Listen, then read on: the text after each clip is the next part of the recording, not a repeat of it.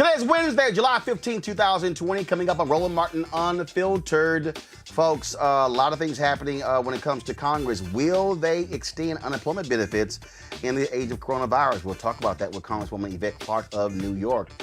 Speaking of coronavirus, we are still seeing significant cases all across the country. Why in the world don't we have a national face mask policy? Dr. Ebony Hilton will join us to discuss that. Also, Durham, North Carolina Police Chief will join us to discuss what it's like being black while wearing the blue. Chicago lawmakers are calling for the removal of a statue of Stephen Douglas in the Bronzeville neighborhood in Chicago. State Representative Lamont Robinson will join us. Nick Cannon is out at Viacom CBS. They say because he made anti-Semitic comments. But Diddy is saying, come on over to the Black-owned network, Nick. And black employees at the Centers for Disease Control say they are experiencing racial discrimination in the workplace. The Asheville, North Carolina City Council has voted 7-0 to provide reparations for its black residents. We'll explain. And George Floyd's family has filed a civil suit against the city of Minneapolis and their police department. And a Virginia man is dragged out of his car and attacked by police. That took place last year. Now, his attorneys are demanding the Attorney General do something about it. And today in Black Tech, you'll meet the creator of natural feminine hygiene products. Yo! It's time to bring the funk. Oh, yeah, one more thing. The back and forth. The guy ousted at Ebony Magazine as chairman CEO, Willard Jackson, they've hired attorney Willie Gary to represent them. I will break that news to you. It's time to bring the funk of Roland Martin Unfiltered. Let's go. He's got it. Whatever the miss, he's on it. Whatever it is, he's got the scoop, the fact, the find. And when it breaks, he's right on time and it's rolling. Best believe he's knowing. Putting it down from sports to news to politics. With entertainment just for kicks, he's rolling. It's on go, y'all. It's Roland Martin, yeah. Rolling with Roland now. He's funk, he's fresh, he's real, the best, you know he's Roland Martin now.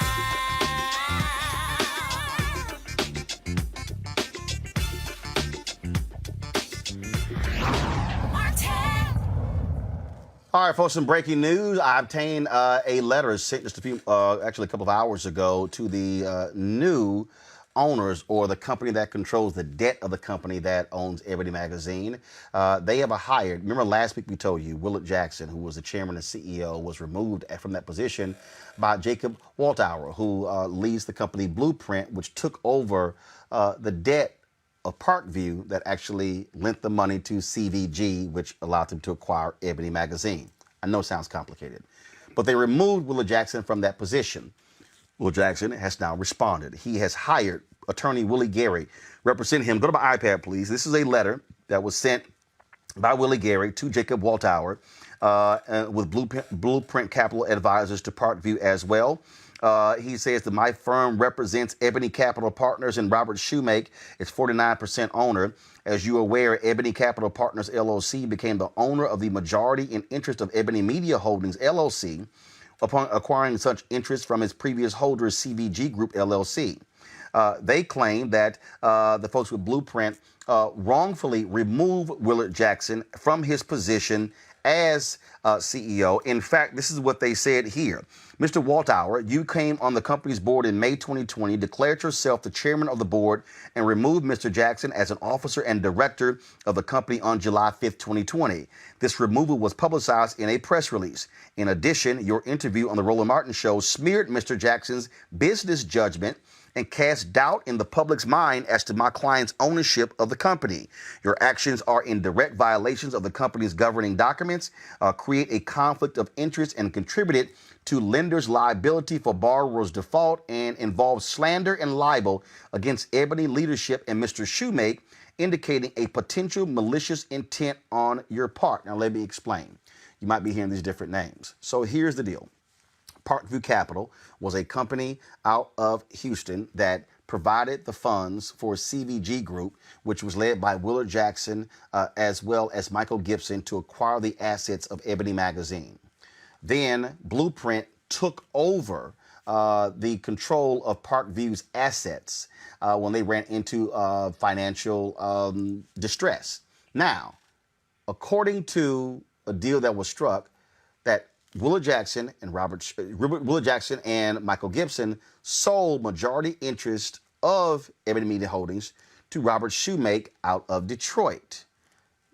Blueprint claims that was an illegal transaction that was not officially approved by the Ebony board and also by the company that controlled the debt who gave them the money. They said, according to their documents, Parkview had to approve any asset exchange for Ebony Media Holdings. And so what they're trying to do is get Willard Jackson reinstalled as chairman and CEO of Ebony. Now, I did talk with Willard Jackson. He initially agreed to come on the show tomorrow, but his attorney said no, that they said he can appear next week, and that's what's going on here. Lots of legal stuff going back and forth.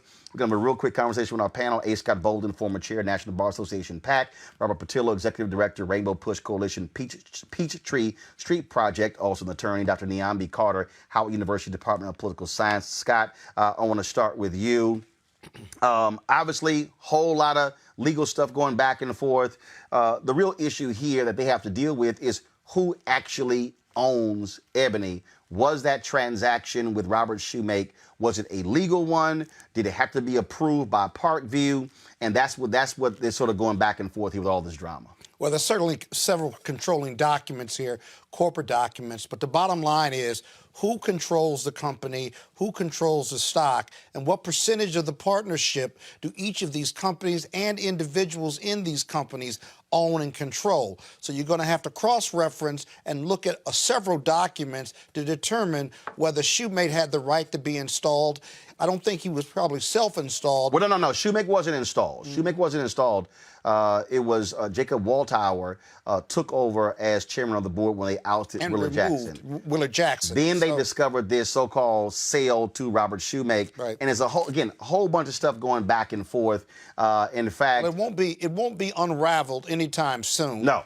And they haven't even gotten to court yet. If they can't resolve it, because it's all about money and control. If they can't resolve it, you can see that they will be in court, possibly federal court, and it'll be up to a judge or mediator, or if there are arbitration rules within those agreements, it'll be up to 1 to 3 arbitrators. So the best advice I can give everyone listening right now is stay tuned. Robert, again, when you're dealing with lawyers, you're dealing with money, you're dealing with control, who controls what. And the real deal here is this here. Blueprint doesn't own Ebony. Parkview provided the resources for CVG to acquire Ebony. Blueprint comes in and then takes over the debt of the company. In essence, they are the lien holder. People use that particular language there. And so, according to this letter here, what Willie Gary is asserting is that even though they are the one who controls the debt, they did not have the authority to remove the chairman and the CEO of the company. Yeah, and much like I'm going to echo a lot of what Scott said, because it's hard to litigate contract law without the governing documents in front of you. Right. But what I think is going to happen is, as Scott said, it's going to end up in mediation or alternative dispute resolution. Usually what ends up happening is you try to take this litigation all the way through to federal court, as Scott said, and you'll end up with everybody owing more money to the lawyers and to the court system than will ever come out of it. So I do think this is a case that will be ripe for mediation. I'm not going to try to litigate it without the governing documents, but it does sound like it's going to be a mess, and there won't be a resolution for a pretty good period of time thereafter. But remember one thing, the golden rule. And what is the golden rule? He who has the money controls the gold. And if the parent or whoever took over on the finances for Blueprint, right, then they have certain rights you can almost guarantee that come with them taking over Blueprint that puts them in the place of Blueprint. And if Blueprint provided the money and provided board seats with these funds, because whenever you invest, you get certain board seats because you want a board seat or board seats to control the direction of the company because it's your money, then that's where the fight's going to begin. Well, and bottom line is this here, Dr. Carter, what you're dealing with here, still more drama with Ebony magazine. They have been embroiled in nothing but drama for the last decade, not paying writers, people complaining they can't find the magazine. Pretty much you have one of the most storied brands in the history of America, but certainly in Black America, that right now is in shambles. Well, I mean, it's really unfortunate, Roland. As you talked about just a moment ago, there have been a series of things that have been happening with this publication. And while these lawyers were talking, all I could think about is what about the people who work here and what chaos must they be experiencing on a day-to-day basis? And when we think about the freelancers who have been fighting to get paid from this publication, it doesn't look like the Ebony magazine that we have known and that we have come to enjoy over these many, many decades is going to return anytime soon. And it's a really unfortunate moment for this to be happening because there is so much that is going on in the world right now where we really do need these Black media outlets to be a voice and to talk about things that other mainstream publications just don't talk about. And it's unfortunate to see Ebony sort of in this place after such a difficult time, after such a beautiful history. Yep, absolutely. So, folks, we're going to continue to cover this story, providing you more details as they warrant. Okay, let's now talk about what's happening in politics. We still are dealing with a significant issue with coronavirus around this country. We're now in July. Now, folks are asking, are we going to see Congress step forward to provide more relief to workers across this country? States are now going back to shutting down. California has ordered bars and restaurants, no inside dining. The governor of Texas says he may shut the entire state down. Dr. Anthony Fauci, he is saying the reason the previous shutdown did not work because the entire country was not shut down. Joining us right now is Congresswoman Yvette Clark of New York. Congresswoman, it's very interesting because a lot of people were attacking your governor, Governor Andrew Cuomo, saying New York was doing it wrong. We showed this video yesterday, which is an utterly hilarious video I'm going to pull up in a second, of Fox News just proclaiming how smart and great Florida Governor Ron DeSantis was and Governor Greg Abbott of Texas and how they were just brilliant with their strategy. But the reality is now we're seeing massive increase in cases there. Are we at the point where there has to be a national mandate to wear masks? Are we moving to the point where in order to eradicate coronavirus, you got to shut the whole country down? Well, first of all, Roland, without national leadership, we're in a world of trouble, and that's what we're seeing across this nation. It's unfortunate that it got down to the pettiness of bickering between approaches. I think everyone should have been watching what took place in New York State. We were the epicenter, and what we experienced should have been a lesson to the rest of the nation. People seem to forget that this virus its spread began with one person in Hunan, China. It is now worldwide. And so we have to take this seriously. And unfortunately, with all of the mixed messages that were coming from Donald Trump, his administration, his task force, and the discrediting of the medical professionals, the healthcare professionals who have been indicating all along what needs to be done to arrest this virus has unfortunately now put us all in jeopardy. So we should be taking lessons from New York. Here, mask wearing is ubiquitous. There's still, of course, those who won't comply. However, that is not the overwhelming majority. We have done a phased in reopening of our city, and we're constantly monitoring the data to get a sense of, how the spread of the virus is moving. And that's what everyone needs to be doing across this nation right now. Does it call for a national shutdown? It may end up being so. Because as long as there is one person who is infected with this virus, everyone else is in jeopardy. Let's talk about the unemployment benefits. You have Republicans who do not want to move forward with that. They contend that people prefer not to work and get a larger check than actually go back to work. White House is vacillating. What is actually going to happen? Is Congress going to come back and actually pass some form of relief for workers? Of course, they've done 2 different PPP bills, but what about the unemployment benefits? Because we're still seeing people greatly impacted by businesses, even those that open, there are no customers. Well, the Democrats are definitely pushing for that. You know, we passed the HEROES Act, which would take care of all of the quality of life issues that are confronting our folks right now. We know that evictions are knocking on everyone's doors. Mortgage foreclosures are knocking on everyone's doors right now. We have asked as a nation for people to stay at home with the exception of our essential workers. And they deserve hazard pay for taking on the additional risk, which is in the HEROES Act, as well as what we believe making the American people whole should look like.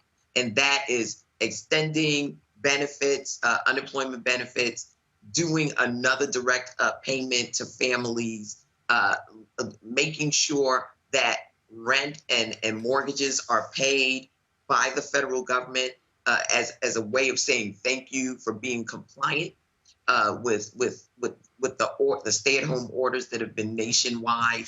There's so much work that needs to be done. The negotiations have already begun, and I knew they would, because unfortunately we have not learned the lessons of New York, and so we're seeing states like Florida, Texas, Arizona, Alabama. We can go down the list of states that are in a world of hurt right now.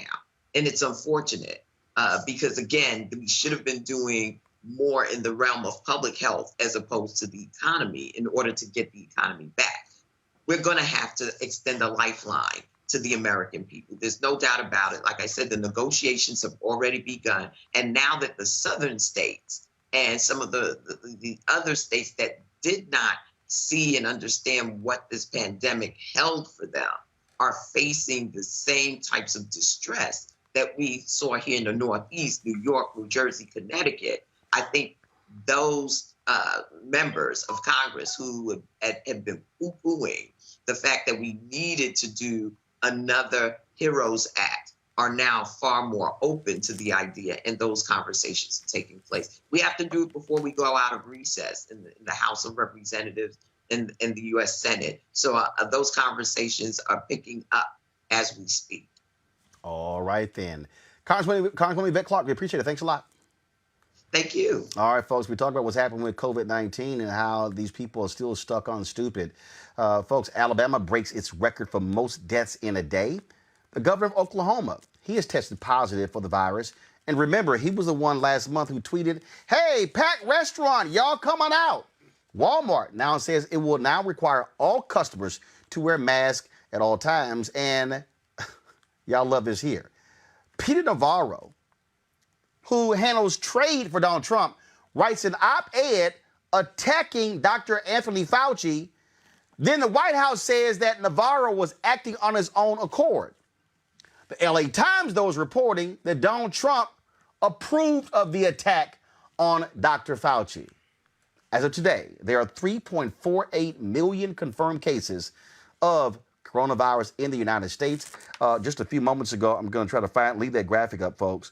Mark Lamont Hill apparently sent out a tweet that said he now has coronavirus. Let me see if I can find that. I was coming in and someone alerted me that here it is right here.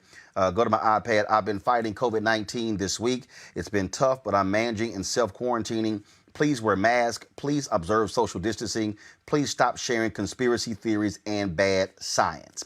Folks, there are 1.3 million people who have recovered, and 138,000 Americans have died from coronavirus. Joining us right now is Dr. Ebony J. Hilton, Associate Professor of Anesthesiology and Critical Care Medicine at the University of Virginia. Doc, glad to have you. Good to see you. It's been a long day. Yes, I understand. We were chatting and texting last week, and you talked about how in the emergency room in the ER there at the hospital, it was a Friday night, where y'all just got deluged with folks. And then I saw somebody tweet you about all of these bars that were open in Charlottesville and how the folks were just packed into these bars and restaurants. Right. I mean, that's across the board. You know, we're seeing more and more people getting infected. We're seeing younger people getting infected. And I think the thing that we have to realize is that previously we would say, you know, it's elderly people and those with pre-existing conditions. Those are the people that need to watch out. But when this virus starts to hit this deep south, what we know is that young people have these pre-existing conditions. Young people have obesity down in the South. Young people have hypertension and diabetes down in the South, pre-diabetics down in the South. You are the persons that we're speaking about. When we talk about people, for instance, in Atlanta, we have a high incidence of asthma related to the traffic and the air pollution and smog and air quality, whatever you want to call it, you have a higher incidence. And so those persons, if you get coronavirus, your chance of not only having a worse outcome, but literally having death is increased, regardless if you're 20 years old, 30 years old, 40 years old, or 80 years old. Yeah. This is, I mean, what's happening here, what we are seeing, what we are experiencing, again, from Dr. Fauci keeps saying, is that people don't want to pay attention. And it's frustrating to medical professionals to have people who just refuse to social distance. And all these people, it's our freedom, it's our right, and not understanding that you're able to track it. I mean, you're able to, they have contact tracing where they say, okay, this explosion, this cluster, this outburst happened because of this event, this party. And people are just sitting here living in denial because I think a lot of them are thinking like Trump, oh, this thing's just going to go away. This thing's just going to go away. Right. And it will go away with them being infected at the end of it. And that's the thing. You know, we're starting to see more and more politicians become positive in states where they were really lax about their preventative measures. And so I'm hoping those states, now that those persons unfortunately have felt what it feels like to have COVID, they will start to try to protect more of their people. But you know how people have a very short memory span. And what I'm nervous about is that once they get over their COVID experience, that it'll go back to the same political games that got us here in the first place. Well, let's talk about that, because I saw one story where it said that they are discovering a lot of these folks who have survived coronavirus, significant heart issues. Mm-hmm. Oh, yeah, for sure. And like I said from the very beginning, there's a lot of times that people keep saying, oh, you're only reporting the deaths, but you're not reporting those who've recovered.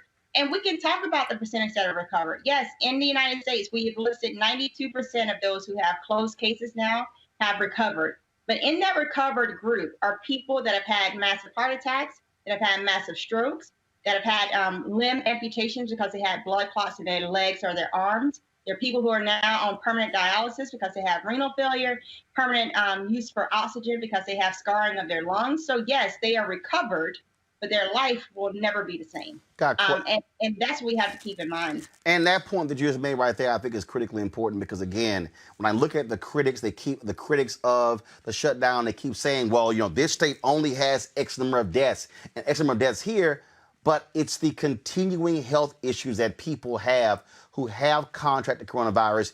And what we're now seeing, this explosion, after 2 or 3 months being told, young people, don't worry about it, y'all good, they're now making up all these coronavirus cases. Now I'm realizing that was some stupid advice. Right. And like I said, because not every young person is equivalent, right? You have some of your young people who are Olympic athletes, and then you have some of your young people who are not. And I'm going to leave it at that. And the point is that our bodies, based on that, behave and will behave differently. And so you can't go based on an age. You can't say, oh, I'm 32, I should be completely fine. I don't want to have to talk to your parents and tell them that you didn't make it. So do simple things. Wear a mask, stay home as much as possible. If you are out, stay socially distanced as much as possible. And don't do careless, reckless things. It's not worth your life. It really isn't. Got questions from our panel. We're going to start with Dr. Carter. Oh, thank you. So I was curious, now that we've had all these cases and you're talking about these lingering effects, is anyone keeping track of what people's post-COVID lives are like, or are we just tracking the number of infections, the number of people cured, and the number of people died? Right. And that's a very good point, because I think it would be fantastic to see and trace. For one, because we're going to have these people potentially on the disability list now, right? And what does that do as far as our economy and really having an employment status? Because you got to think that could be a potentially large portion of people. Now, we see nationally the federal lead of making a standardized protocol is not happening.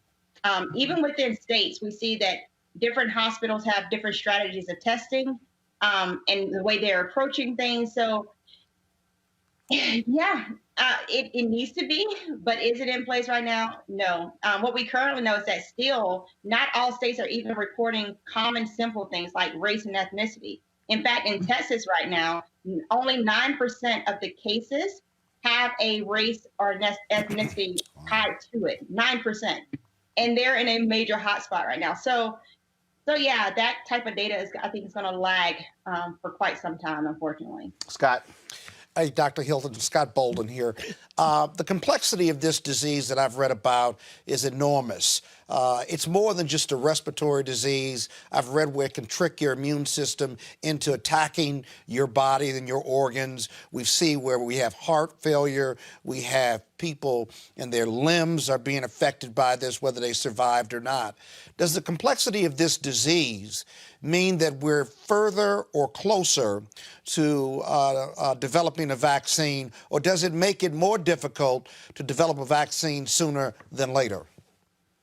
Right. So, very interesting point. For one, we know that there's been studies now looking at, for known positive patients, let's look at their blood to see if they're producing antibodies, for one, and then for how long are these antibodies, these neutralizing antibodies, actually within the person's blood system. And what we're seeing is that for a good majority of the patients, antibodies, the neutralizing antibodies that you need to really rid your body of the virus, is only present up to 6 to 8 weeks. Wow. That's less than ideal. So what does that mean in terms of vaccination? What we know is that Moderna, and I'm sure you guys have been following this, they just released their phase 2 results. They tested 45 people with a vaccine, and they had minimal side effects, which is fantastic. But you got to go through phase 3, and of which most of the programs, about a third of the programs that do these vaccine trials, end up failing. So we'll see. Right. But what they said was that they did see that people were starting to produce the antibodies. How long the antibodies are going to last for, and for this person to be to have some form of immunity long lasting, is unknown at this point. And also what they recognize is that you had to have 2 doses of the vaccine to mount that level of response. So Roland, let me ask you real quick follow-up is this, because on the street and with my buddies, we all say when they get a vaccine, Dr. Hilton, we don't want to be the first, or we shouldn't be the first to take the vaccine. True or false? You know, I hear people say that all the time. And that's for my Morehouse buddies out there. And I completely understand why there is a fear of unknown. I mean, we all have that. Now, it is one of these circumstances where you hear a lot of, stories of, oh, they're giving you the virus, and that's not what this is. And particularly with Moderna, they're literally giving you a piece of it's an mRNA virus. So they're giving you a piece of that for the vaccine. In this circumstance of where we don't have really good treatments of if you do get coronavirus, how to win that battle for you, then your best bet is to try to have something that can produce some antibodies to rid your body of this virus as soon as possible before that cytokine storm. So you asked earlier about how the virus causes you to turn on yourself. And what it causes is an intense inflammatory response. And it's that inflammatory response that's causing, instead of just the lungs to be involved, the lungs, the heart, the kidneys, everything, because of the way that it impairs your overall blood flow to those states. So because of that, for me and mine and my family, what we will be doing is, as soon as there is a vaccine in place, particularly in healthcare, we have to do those anyway. We have to get a flu vaccine every year, as far as our standard protocols. We will be getting one. because we want to live. And it really is kind of that simple. People are dying. We will be by 140,000 dead people in the United States within either tonight or tomorrow morning. I have zero doubt on that. Robert Patillo. You mentioned the cytokine storm, and part of the therapeutics are things such as remdesivir, which is supposed to prevent the inflammatory response. And there's been research done from the SARS virus in 2002, even MERS in 2015, regarding the effects of the anti-malarial, and that's kind of what Trump got really intense about with hydroxychloroquine and chloroquine. What other potential therapeutics are there that may be able to help reduce the most severe reactions to this virus? Right. So fantastic question. So as far as agents, remdesivir is what we're using actually at my hospital here. And what it does is it inhibits the RNA-dependent polymerase. So basically the way that the virus kind of copies itself, right? And then the other agents that we're using is dexamethasone. So it's a steroid. And that steroid is supposed to help stop and slow down that intense inflammatory response that we're seeing that, again, impairs the heart, the lungs, the kidneys. Those are the two agents that have been shown to be the most promising. And it's all we got right now. So I'm hoping that it'll be effective for the majority of people. But it really is one of those things that it's so early on. For one, we're seeing more and more children being impacted by this. For two, for instance, in South Carolina, we've now lost 2 young children within the last week. That's my hometown. So yeah, in Florida, 7,000 children testing positive. What do we do with that? Because again, when we're comparing our population to the population of China and Japan, we have different health issues over in the United States at baseline.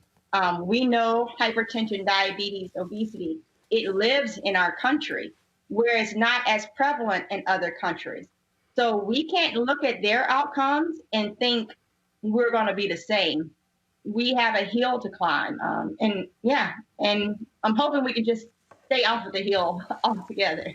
Got to ask you this question. We now have the Donald Trump administration now saying bypass the CDC, these hospitals, when it comes to sending data. Is that a recipe for disaster? And that's a rhetorical question. You know what I've said from day one with him, pray for him. The works of this pandemic, there's been this tug of war between economy and biology. And from day one, I've said biology will always win. It does not care what the stock market is looking like. It does not care what your bank account looks like. It does not care if you're employed or unemployed, Republican, Democrat. It does not care. And playing these games is what has led us here in the first place. So it's going to come down, unfortunately, for states to start saying, we're going to take our own lead and initiative with this. But unfortunately, like we know, most of the South, we know which way it leans.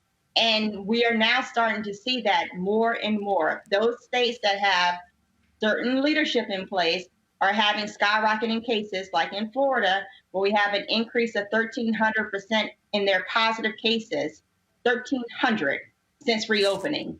And they're daily having 10,000, 11,000 new cases a day.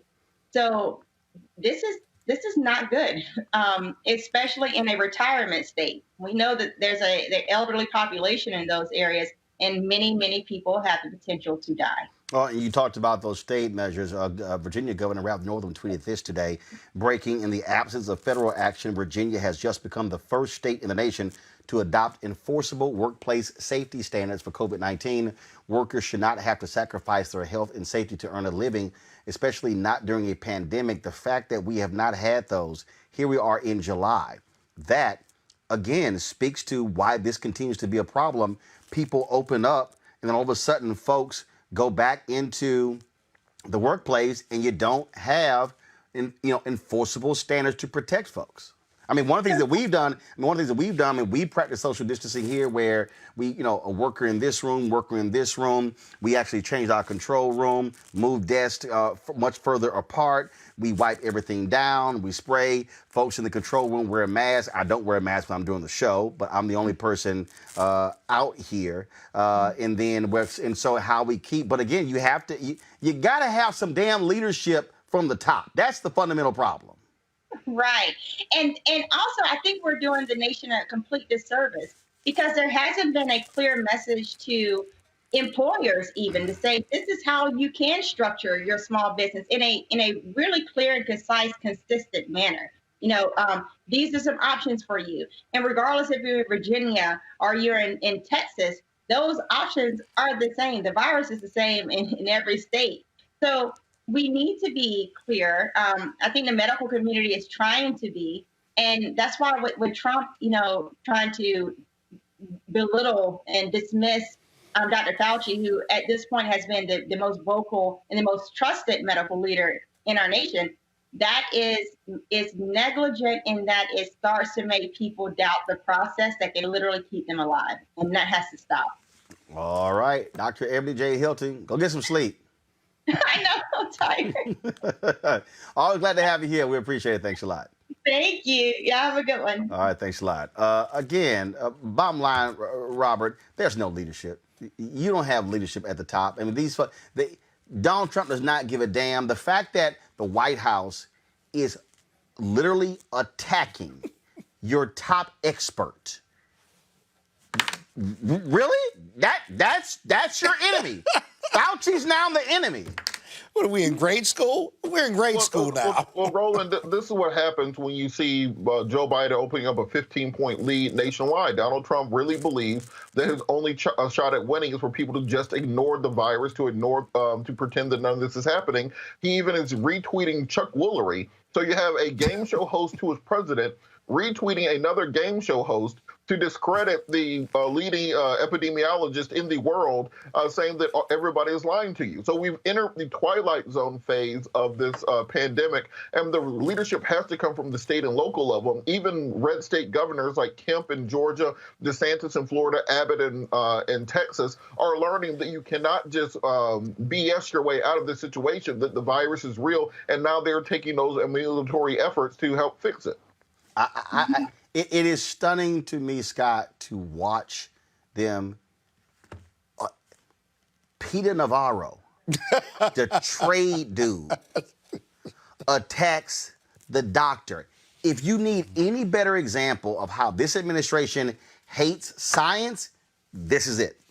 Yeah, you're absolutely right about it. The other thing that's really dumb about all of this is that we've given millions, billions away to help people and businesses get through this pandemic, right?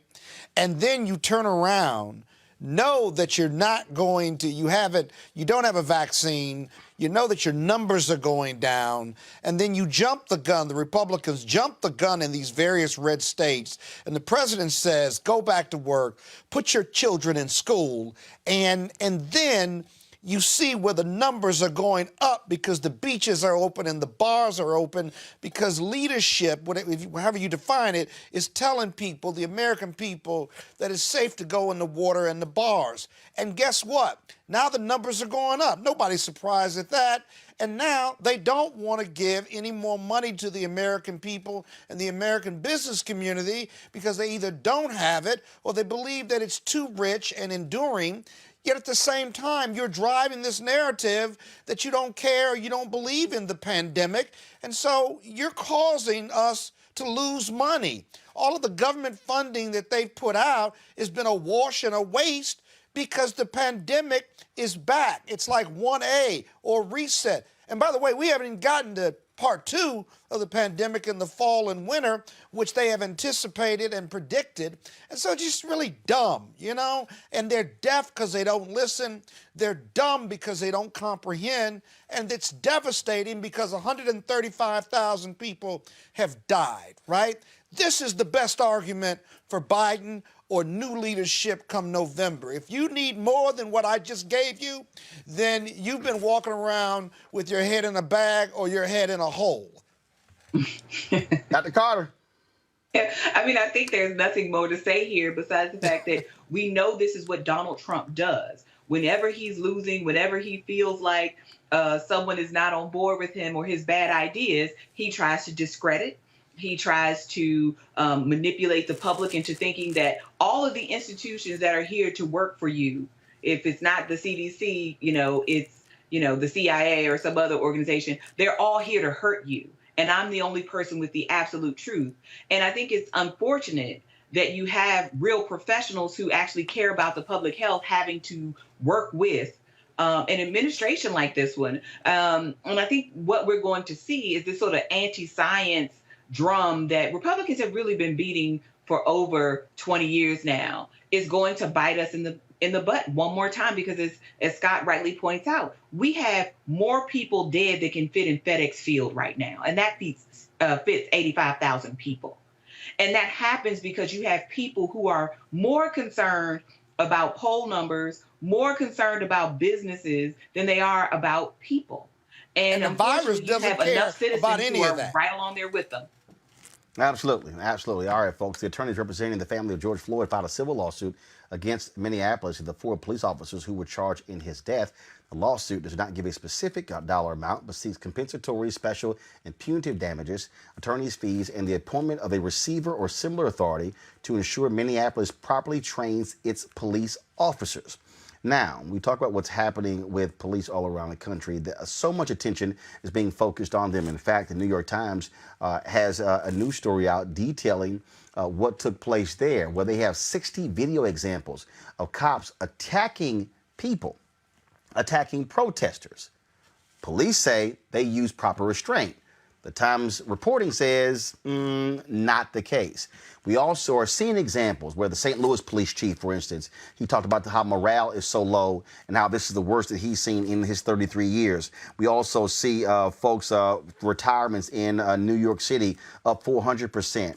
People are saying the police are under siege. But the reality is that what you're seeing is a general public who says, we've been sick and tired of being sick and tired. Imagine, though, being black and you're putting on the blue. Joining us right now is the police chief of Durham, North Carolina, and the president of the National Organization of Black Law Enforcement Executives, C.J. Davis. Glad to have you back on Roland Martin Unfiltered. Thank you, Roland. Thank you very much. So Good Chief, to see you. So, Chief, when you hear all of these complaints, when you hear the officers in Atlanta who got upset because several were fired because of their actions, saying, oh, this is political. And then when you see folks saying, see what happens, crime is spiking all across the country. But then we're hearing about slowdowns as well. I mean, this is one of those things I keep saying, I keep calling this a reckoning. We're operating now in a reckoning where police are going to have to do something about what's happening inside of these departments because the public has said enough is enough. Yeah, absolutely. I agree. I totally agree. And believe it or not, a lot of my colleagues, around the country agree that change has to come from within. It absolutely does. And I think many of us are very happy to see this day where we can have this honest conversation with the industry at large about what change looks like. Because in organizations throughout my career, I know there have been problems. I tell people all the time, I don't wake up in the morning with this uniform on. I wake up in the morning as an African-American female, a member of my community, one who has always been very connected to my community and understands what that cry for change is really all about. And working on the inside of a department, especially as an African-American female that's been in this work for 34 years, to experience discrimination or disparate treatment, not just only as an African-American female, but also as African-American, but as a female as well. So we know that if there are problems on the inside of organizations, there's absolutely problems on the outside of the organization in the community. And we have made great strides over the years. However, there's still much work to be done because every police department doesn't have an African-American police chief that's connected to the community. But in defense of some of my other colleagues, my white colleagues, there are many that are embracing this moment as well. And their voice is more influential than even African-American chiefs' voices. So I'm glad to see that. And we're celebrating in that, because that's the conversation that has needed to be had over the years. So this is a very pivotal time, Roland, in our, And look, Noble has been trying to raise these issues for years. And let's just be honest. White cops have ignored what black cops have been saying for a number of years. And this is one of those things that when you talk about, see, one of the things that people say all the time, they say, well, they said it's not always a white and black thing, because then you also have some black cops who are more blue than they are black. Yeah. What this is just what I believe. I just think what you have here is you have a mindset in law enforcement. How dare any of you challenge us?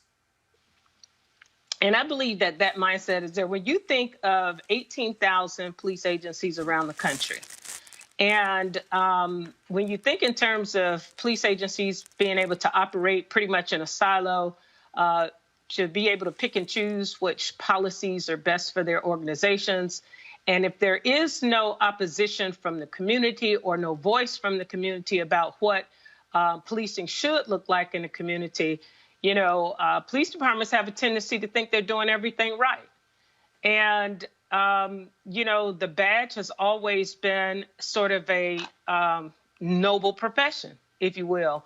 And individuals who have been sworn to serve feel that when they get up and put that uniform on every day, that they are legitimate.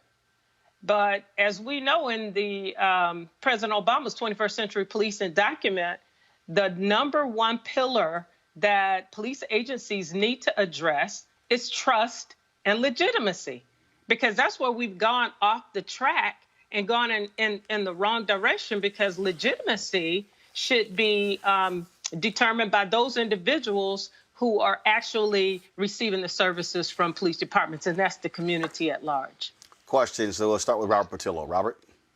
One of the issues I think that people see is we always hear this this mantra, there's always one bad apple, but we don't hear the rest where it say one bad apple that spoils the bunch. How can we get police officers to view requests for better policing, not to be wholesale attacks on policing in general? Because all the community is saying is no one is saying we don't want any police, we just don't want any bad police. How can we get that message across to law enforcement? Well, and I think it takes people like myself and other leaders that understand the one bad apple concept, number one, and to admit that you have more than one bad apple sometimes. And in our industry, and I heard it said quite poignantly by Chris Rock, believe it or not, power to ensure that we have the absolute best in our organizations and not tolerate those individuals that would breach the trust of the community. So, that whole one bad apple concept, I talk to my officers about it all the time, and I tell them, I don't want a bad apple. If one's here, I want to extract him and send him on his way, because the consequences of a bad apple are too grave, in this industry. Dr. Carter.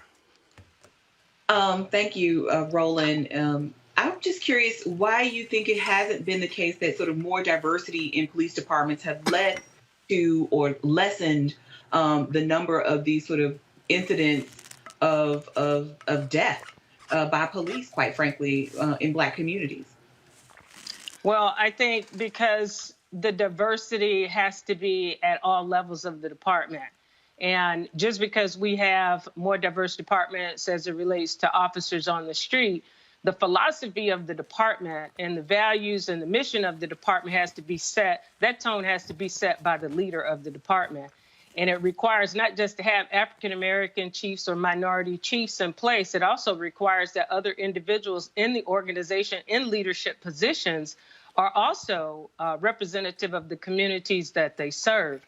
And as I said before, it is an anomaly with 18,000 agencies around the country. When you think of the number of minorities that are actually leading police agencies, some of our major cities are, but you have a number smaller agencies or mid-sized agencies that are not near as diverse, don't have any women. Some police agencies are still hiring their first African-American and still hiring their first female.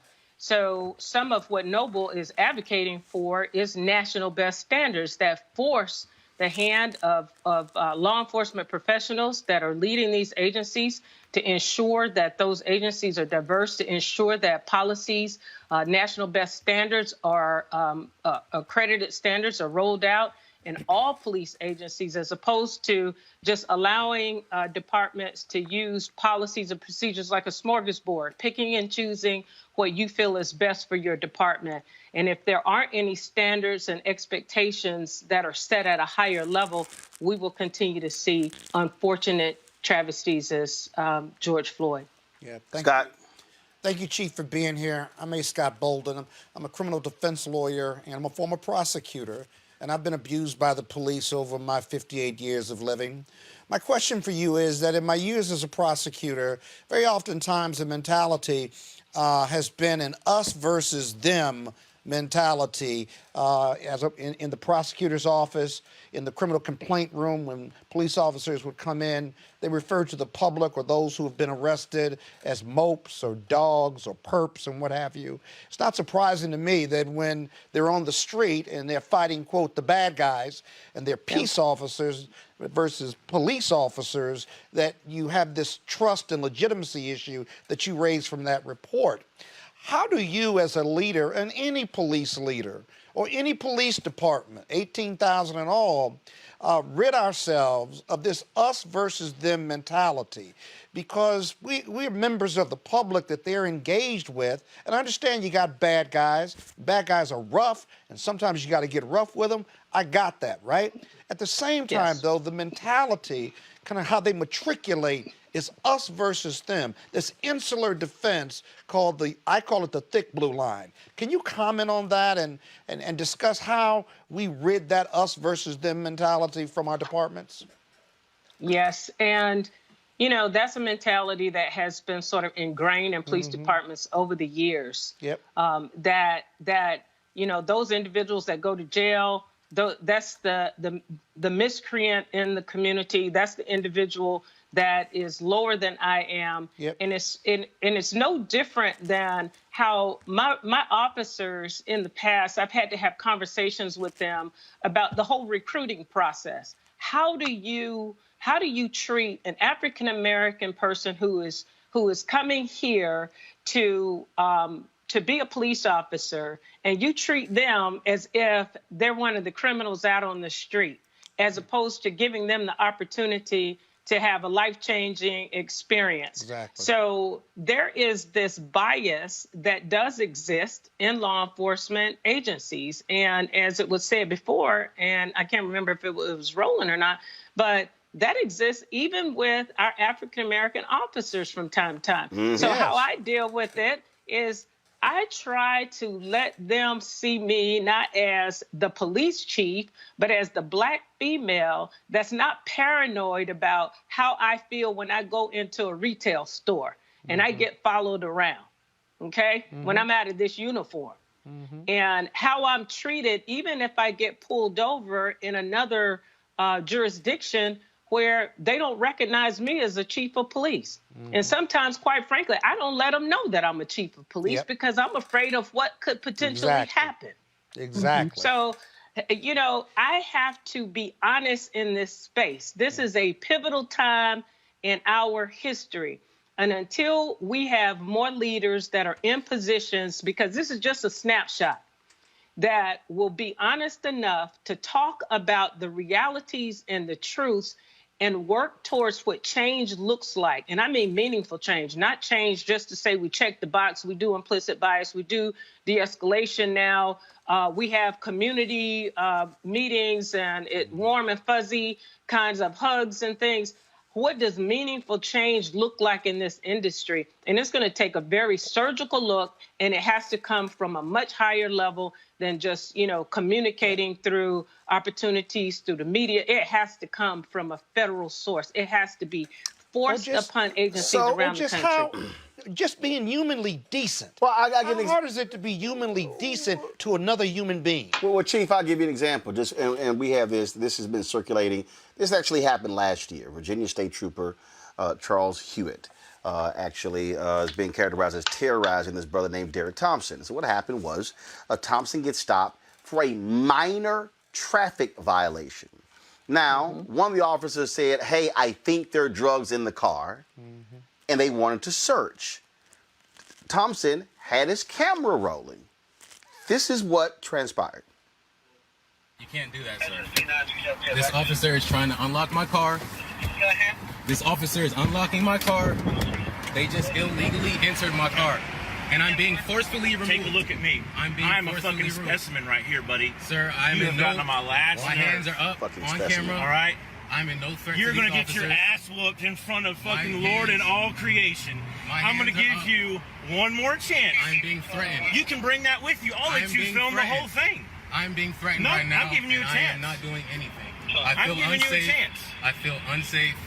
And I'm in no threat to these three officers. My hands are up. I am doing nothing wrong to provoke anybody or anything. Making sure this is all recorded. I've just been threatened by You can take a your lawful phone with you. officer. I have just been threatened by a law officer as two other officers stand by and say absolutely nothing. Willing to participate. My passenger door was open. My driver door was open. I have it on camera. He rolled my Okay. window down to do so. I'm giving you to the count of 3. Sir, this is giving all you- on camera. I am not Sure, resisting. I'm that's making sure fine. it is being known. I am not Yeah. resisting. Okay. My hands are up. One Okay. hand on this camera. Well, come on, My then. seatbelt is being arrested. As long as your Look at hands this. are up, that's fine. I'm not resisting. As long as your hands are I up. was unlawfully. Okay, come on Sir, up. please do not touch me, sir. Keep your phone out. Sir, please do not touch me. See, that's where we're coming to a disagreement. It's not about I'm this. giving you to the count of I'm 3. being- You don't do Oh, this. sir, Don't do it. I'm Don't not do it, touching man. this officer. It's Don't on do camera. it. My hand is by Step my out of head. the car right I'm now. being threatened. Now you're I'm being under arrest. threatened. Now I'm you're being under arrest threatened, for sir. disobeying the I law was of commands being of an officer. disobeyed. I'm I giving was you unlawfully to the count detained. of 3. This officer has threatened me, and I'm 1, making it known I am no threat to this 2. officer. I've been threatened. Watch the show, My folks. life is in danger. My life is in danger. How you like that? How do you like that? Huh? Put your hands up. Put your hands. Yes, you are. Yes, you are. No, I'm not. Put your hands behind your back. Get off me. My hands are behind my back, sir. My hands are behind my back. I am not resisting. Sir, please get off my neck. I'm not resisting. Get off my neck, sir. You are harming me. You are harming me. You are harming me, sir. You are harming me. Now, a letter was sent to the Virginia Attorney General Mark Herring about his attorneys call unconstitutional police violence. This is what they said. Go ahead and show the graphic, please, of the letter. It says they described what took place. They said the officer troopers conducted an illegal search of the vehicle, and then they said on April 29th, Virginia State troopers stopped Mr. Thompson's vehicle. The trooper alleged Mr. Thompson's inspection sticker was expired, and that she detected an odor of marijuana. She announced her intent to search his vehicle. Mr. Thompson did not consent to the search, and the trooper returned to her patrol vehicle to call for backup. Fearful of police violence and alone in his vehicle, Mr. Thompson placed his cell phone on his dashboard to film the interaction. And then it goes on and on in the letter here. So Chief, there's several things. Scott says you have to comply when a police officer gives you a lawful command. But this is also, to me, one of those examples where if you're a police officer, I mean, that video was about a 2.5-minute video.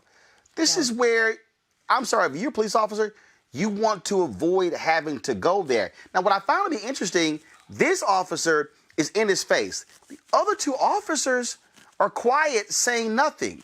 You don't have anyone, to me, de-escalating the situation to try to sit here and work it out. Just your thoughts on just what you saw there. Well, I don't know what led up to it. And at the point that you showed the video, it doesn't matter what led up to it. There were several violations of what I would consider my policies and some of the policies that we are trying to push through our Congress to ensure that all departments comply with. The duty to intervene. When you see another officer doing something wrong, the duty to stop it and intervene.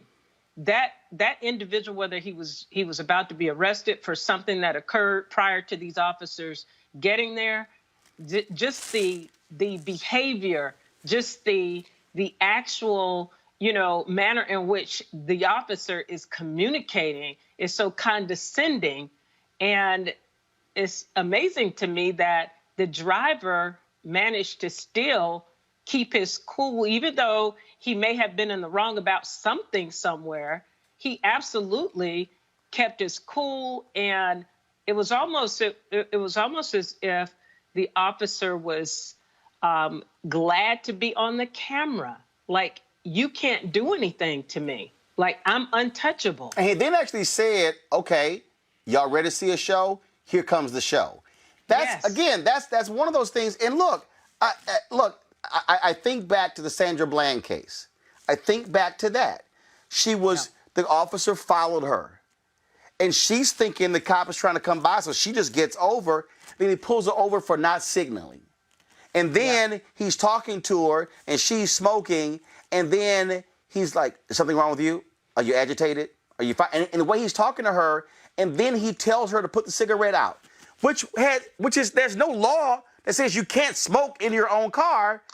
And then when she said, why? I'm not breaking any law. Then when he said, ma'am, get out of the car. And she said no. And that was the trigger where he said, you disobeyed an officer's command.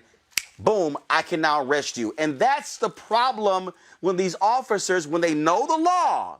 I hear you, Scott. But that's not the law, though. Well, all depends on what state. Well, that's true, too. Well, in Texas, in Texas, if an officer tells you, get out of the car, you have to comply. But in the case of Sandra Bland, Chief, he knew what he was doing. He pushed the button and he waited, and that's when he said, that's it, and began to pull on the door to snatch her out of the car. Well, here's the problem. Because for whatever reason, training police officers around the country, and that's probably too broad of a brush, is that you may have to comply with a police order, but nowhere in a training manual does it says that you can use deadly force or unreasonable force to get compliance from that individual. The video you just showed, the individual was not leaving the car. They were relatively calm, although they were inappropriate, as the chief said, and they were relishing this. But he wasn't moving from the car. They smelled marijuana. They asked him. They allegedly smelled marijuana. Allegedly, okay. But listen, you got to go. That's the facts. You dealt. He would not move. He was videotaping. Got no problem with that. But when they asked him to step out of the car, even if they're going to do an illegal search as a survival technique for him as a human being, and legally probably in that state, he's got to comply with that order. He can fight later. Right, but here's the issue for me, Chief. The issue is how the police officer conducts him or herself. And I think, again, watching that video, the other two officers, when they saw that their fellow officer, that trooper, was that agitated, somebody should have said, let me step in. I agree. Let me talk to him. Hold on 1 second. Chief, go ahead. How do you get him out of the car? Chief, go ahead. Chief, go ahead. I know both of you are right, believe it or not. And that's not just to pacify you. Both of you are right, because the officer was 100% wrong in his approach and how he communicated. And one of the trainings that Noble has is that we have a course called The Law in Your Community. And it teaches not just drivers and young people about how to have safe encounters with the police. It also teaches officers of what is appropriate and how to best get compliance without it escalating to another level. And that means when other officers come on the scene, to not be silent, to help get him out the way and somebody else try a different technique, as opposed to, okay, you're not doing what I tell you to do, we're just going to drag you out the car. Sometimes it takes a totally different individual to have that communication with the person, because sometimes people just want respect.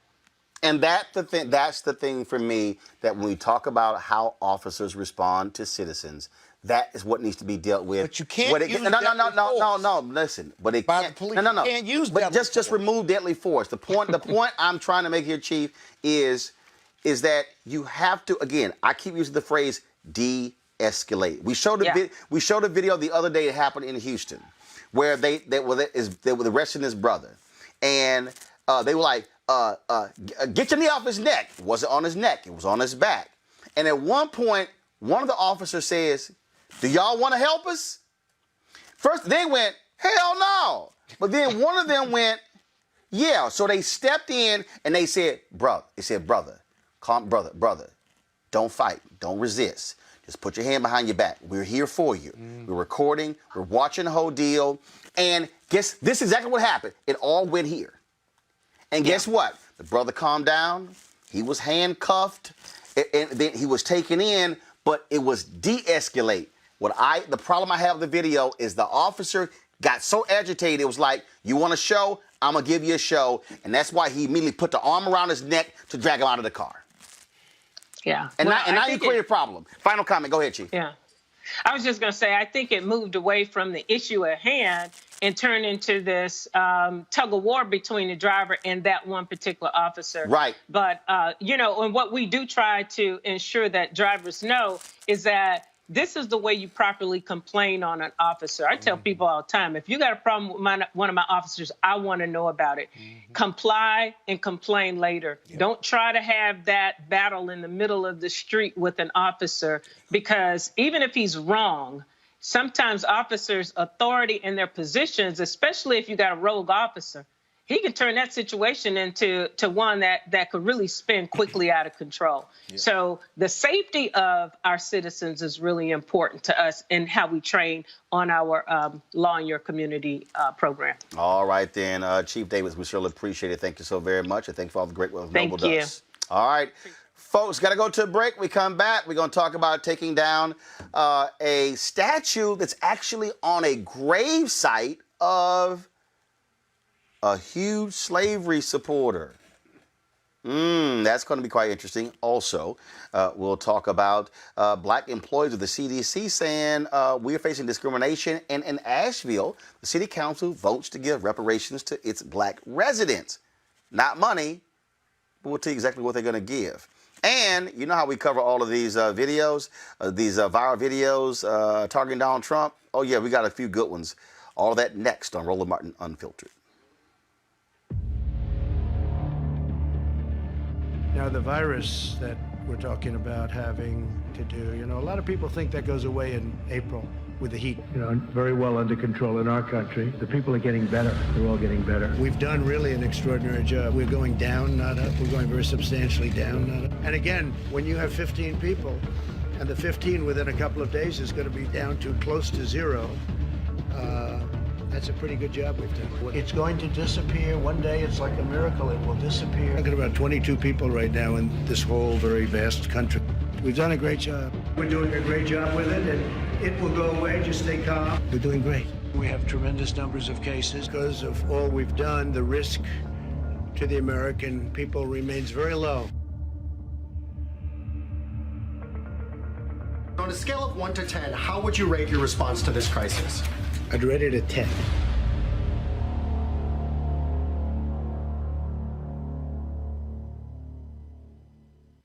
A lot of really creepy statements, actions for sure, but statements that he's made in the past that make me very uncomfortable, certainly as a mother, but as a person who breathes air. You're going up the escalator? I'm going to be dating her in 10 years. Can you believe it? Really creepy statements. If Ivanka weren't my daughter, perhaps I'd be dating her. Stop it. Oh, it's so weird. Stop. You know what? You are sick. Yeah. It makes me very uncomfortable that he would look at certain other Americans the way he apparently has in the past. What does Tiffany have of Marlon's? She's got Marlon's legs. Creepy. We don't know whether or not she's got this part yet, but time will tell. What's the favorite thing you have in common with your father? Either real estate or golf. Donald, with your daughter? Well, I was going to say sex, but I can't relate that. He's definitely not a typical father. Creepy.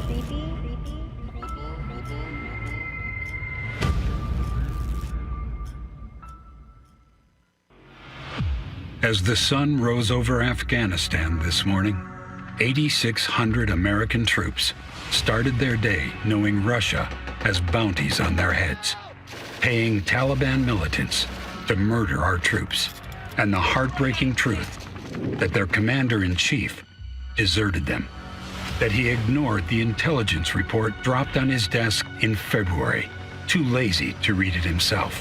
And now, since the report was read out loud to him, in June. Days have passed. Weeks have gone by. Still no action. Not a call to his Russian master to stand down. Not a call to console the families left behind. When the sun sets over our troops in Afghanistan tonight, how many more bounties will Russia have paid out? Our troops deserve a whole lot better than a traitor like Trump.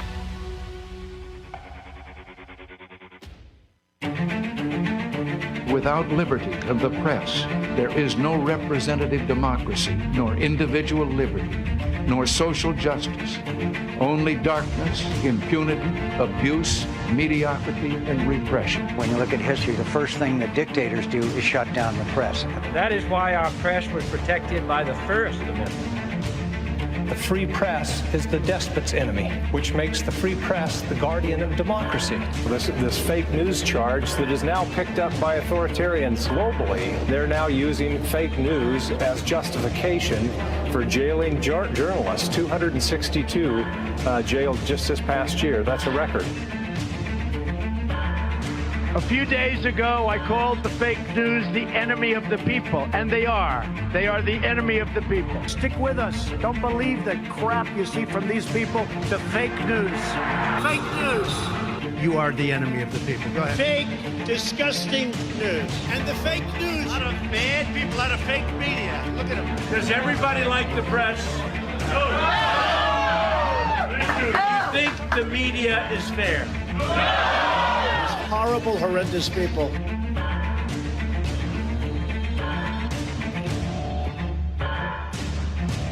And just remember, what you're seeing and what you're reading is not what's happening.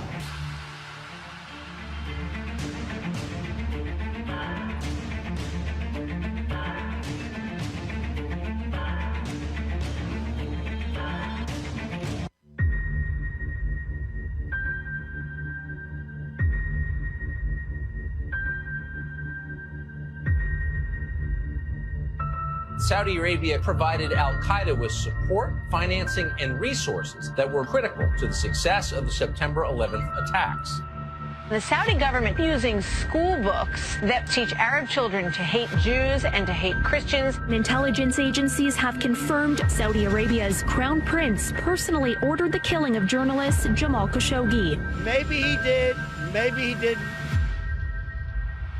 The Trump administration informed Congress that the president will invoke emergency authority regarding arms sales to Saudi Arabia. Both sides of the aisle are criticizing the Trump administration's latest arms deal with Saudi Arabia, accusing the administration of bypassing Congress. The biggest concern, Saudi Arabia's human rights record, their involvement in the conflict in Yemen. The Saudi-led coalition has been accused of indiscriminate civilian casualties, the worst humanitarian crisis in the world right now. Children are literally starving in the street. How exactly does the country and its government get to ignore this? And what is the nature of America's relationship with Saudi Arabia? Donald Trump has more involvement and is more enmeshed with the Saudis than any president in American history. I like the Saudis. They're very nice. I make a lot of money with them. They buy all sorts of my stuff, all kinds of toys from Trump. They pay me millions and hundreds of millions. Saudi Arabia, and I get along great with all of them. They buy apartments from me, they spend 40 million, 50 million. We've become very good friends. We are with Saudi Arabia, and we're staying with Saudi Arabia. And by the way, just so everybody, I have no business whatsoever with Saudi Arabia. Couldn't care less.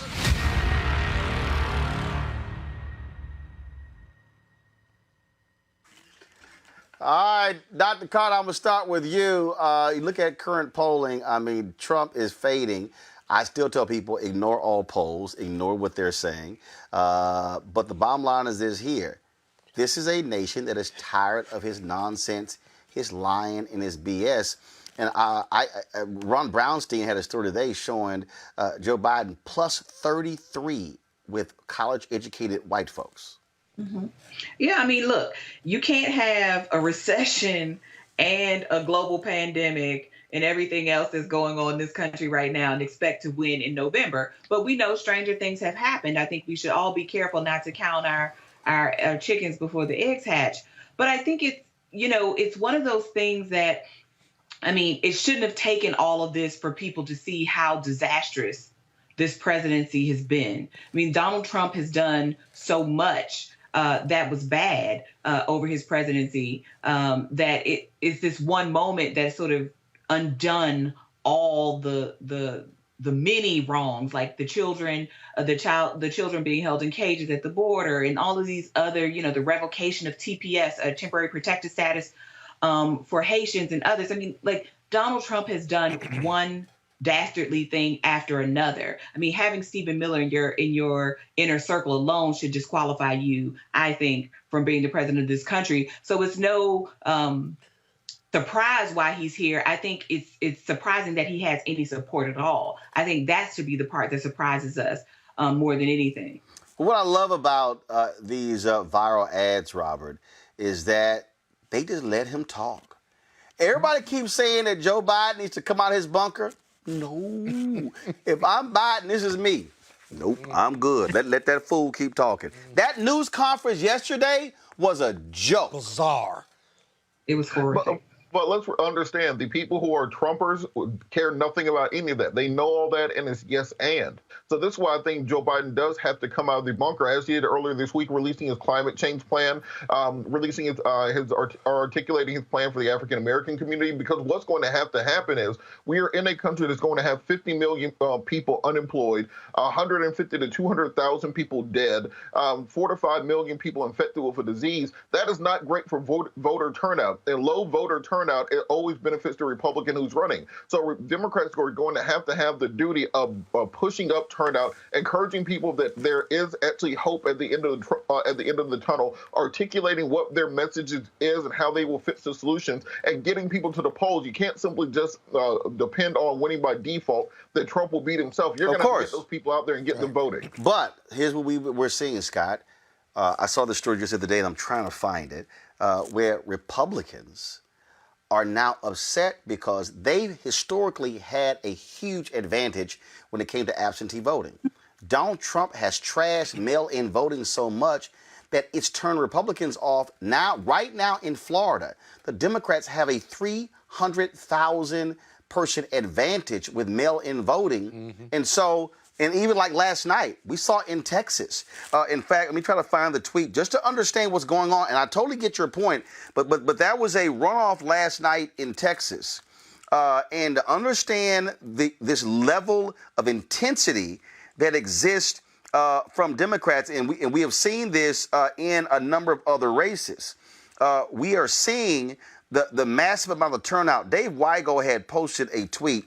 I'm trying to find it yesterday, and he was showing the turnout in Texas, and he pointed out that State Senator Royce West of Texas, who lost last night in the runoff by around 40,000 votes, he showed that Royce West got more votes than the two Democrats who ran for governor in 2016, and he lost. Scott, the Democratic enthusiasm is there, but again, Biden is playing this thing smart by, if there's a train wreck, you don't step in yourself. You don't get involved. You avoid it. That's right. You don't get involved. Listen, a highly motivated electorate that gets motivated every day by Donald Trump and the GOP is not something you want to get in the way of if your name is Joe Biden and you're the Democratic nominee. Donald Trump doesn't have anything left to run on. He cannot win Wisconsin, Michigan, and Pennsylvania. At least it doesn't look like it. He does not have the economy. The taxes cuts won't work. He can't give any more money away. We have high unemployment, and he drives the pandemic with his 70 days of sitting on it because he doesn't believe in science. What is the reason, other than I like Donald Trump, in that 40% to vote for Donald Trump? It can't grow. And so, sure, the Democrats have to get their message out. They got to stand up and say what they support and what they believe in, and they got to get people to the polls. Yeah. But this is not the America that independents and Democrats and moderate Republicans want. That's what you're seeing. Here's a tweet here. This is what Dave Weigel tweeted last night. Turnout in recent Texas Democratic runoffs, 2012, 236,305. 2014, 200,992. 2018, 432,000. 2020, 955,000. It's doubling. So what? Every 2 years. So what is that? So you're absolutely right. First of all, no poll has ever elected anyone. And I can tell everybody, ignore the polls.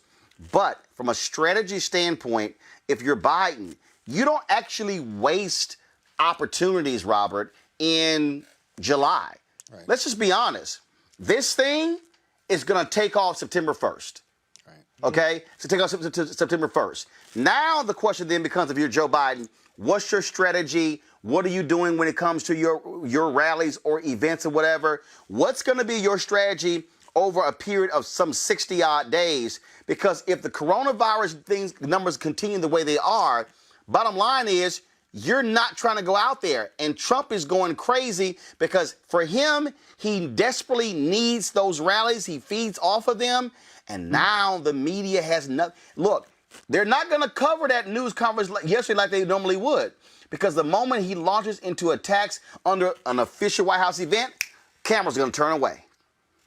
And you're completely correct, and that's why I think the Biden strategy has to be not so much to attack Trump. Trump is attacking Trump. Trump is in a one-on-one primary with Donald Trump right now that he's losing somehow to Donald Trump. And but I do believe that Joe Biden has to look at some of these poll numbers, particularly with African-American men, where you're still seeing between 15 and 25% of African-American men in swing states that are supporting Trump, where you're seeing an enthusiasm gap with African-American men, a lack of policy solutions specifically dedicated and directed at African-American men. I think if you do not focus in on that, you're going to get down to places like Milwaukee, places like Detroit, Philadelphia, and you're going to see depressed black male turnout, and that can be enough to switch a blue state to red, particularly with voter suppression. But here's the deal. And with the electoral schemes that are always going to be in place. But here's the deal. I agree with what you're saying, but the difference here, Dr. Carter, to win a blue state? Hold on one second. Here's the difference, Dr. Carter, when you look at the numbers. Trump's numbers among white college voters are tumbling. He only won by 78,000 votes in 2016. He cannot afford to lose 5 to 10% of white educated voters and white women. That means, dude, you're losing. And older white voters, he's lost them, and many of them are going over to Biden. And so those numbers actually, I get Robert's point, and I agree, offset that as well. Final comment before I go to my next story.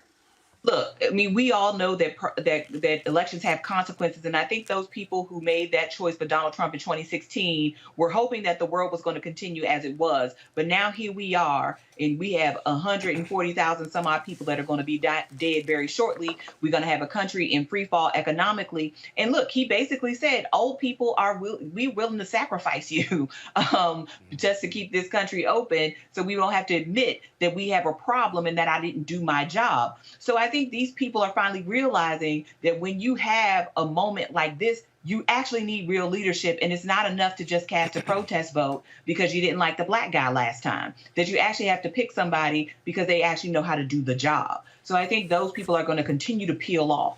And those people who were marginal Trump voters will continue to peel off because they weren't that invested in him to begin with. His core supporters, though, they're going nowhere. All right, folks, in Chicago, 3 state representatives, Cam Buckner, Curtis J. Tarver II, and Lamont Robinson, sent a letter to the governor, J.B. Pritzker, calling for the removal of the 9-foot-tall bronze statue of the late Senator Stephen Douglas. They also called on Pritzker and Chicago Mayor Lori Lightfoot to no longer promote Douglas's tomb as a tourist site. Now, Douglas, he was the one involved in the famous Lincoln-Douglas debates. He was a huge supporter of slavery and said some extremely nasty things about black folks, and that, frankly, white should always rule them. Joining us right now is State Rep Robinson. How you doing, sir? I'm doing well, Roland. How are you? So what we're talking about here is this is not a statue. This is actually this 9-foot-tall piece that's tied to his body is buried there, correct? That is correct. And so this is located in Bronzeville, which is the heart of South Side of Chicago.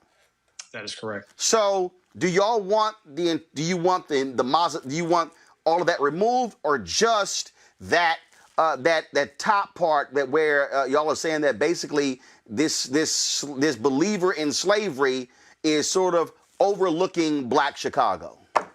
Roland, thank you for allowing me the opportunity, and thank you for the question. You are correct. We just want the statue removed. May he rest in peace. We don't want to remove the tomb, only the statue. And so have you heard from the governor and the mayor on this? We have not. This has been there for a very long time. And that land, of course, was then gifted to the state. And so that is considered, that land is now basically part of the state registry? That is correct. So can that even be removed if it's a historical location? Well, we are removing statues all across the state, particularly at the Capitol. And Roland, we need to focus in on Richard Wright and Gwendolyn Brooks, folks that in our community we should be focusing in on, and not Douglas. And so we're asking that to be removed because he's at the epicenter of Black culture in the Bronzeville community. And so we should not be focusing in on this gentleman. We should be looking at other folks that have done great things in the Bronzeville community. And that's what we're asking for, Roland. All right, then. Well, State Representative Robinson, we certainly appreciate it. We'll certainly see what happens. And let us know when there's a response from the governor and the mayor. Thank you so much for the opportunity. Appreciate it. Thanks a lot, folks. Black employees at the Centers for Disease Control sent a letter to their director, Robert R. Redfield. The letter addressed racism and discrimination that employees experienced in the workplace. The letter also included a list of 7 key demands and tangible actions compiled by employees. One demand urging the agency to declare racism a public health crisis in the United States. More than 1,200 employees signed the letter. Let's now talk about what's happening in Asheville, North Carolina, where the City Council voted 7-0, apologizing to Black residents for North Carolina's historic role in slavery and discrimination, and they voted to provide reparations to them and their descendants. Now, the resolution does not mean direct payments, but instead they will make investments in areas where Black residents face disparities. And so we're going to have a guest on in a second. And this is this is the thing that is very interesting, Dr. Carter. So whenever we've talked about reparations, that word itself is a trigger for a lot of different folks. And there are others who said, if you call it something else and you call it investments in specific programs or in areas, it's the same thing. Is it the same thing? Because there are people who are reparations advocates who say no. They believe that reparations is a combination of payments directly to African Americans, as well as specific investments targeting Black folks. How do you see it? Well, look, I think reparations can actually talk about a range of kinds of ways. It means to repair, right? There's a damage done, there's a hurt that was caused, and we have to figure out some way to repair it. And I think there are a lot of people who do talk about, actual transfers of money to individuals. And then there are people who talk about these sort of more systemic things. And I believe in this Asheville plan, they had things like home ownership, business loans, and other kinds of things that will give people access to or the ability to create wealth for generations. And I think that's at least a step in the right direction. But I think for many people, because reparations has been, I think, bandied about so much and often in terms of direct cash payment, that we don't talk about the sort of broader ways in which we can conceptualize reparation, because there's a whole set of sort of international precedent and law that also goes into this field that we call reparation.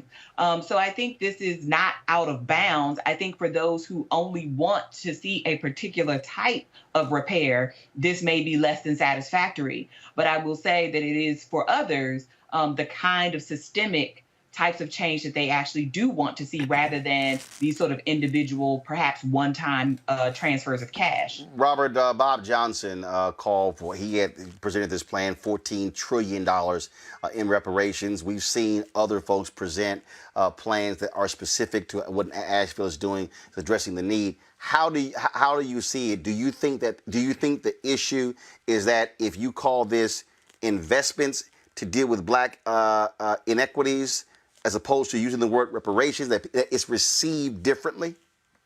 Well, I don't think there's going to be any way to make white America receive the idea of paying for their past transgressions in an amiable manner. Quite frankly, there's just a segment of this country that believes that there is nothing owed, that there's nothing to be done, and that cannot stand.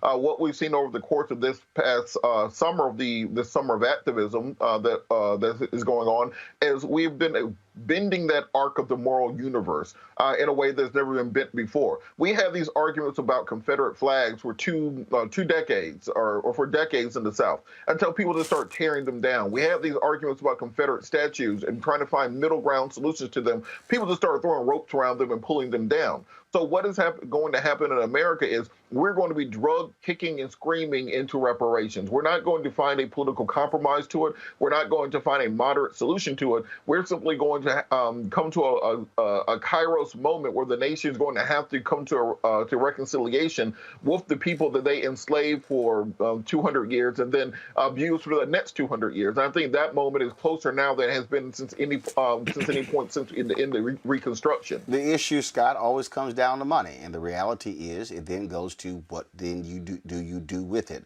Where do you begin to apply it? When we had Reverend Dr. William Barber on the show on Monday, he talked about their Poor People's Campaign plan and how they talk about specific remedies dealing with the poor. Your thoughts on what Asheville has done, and then I'm going to go to City Council from Asheville.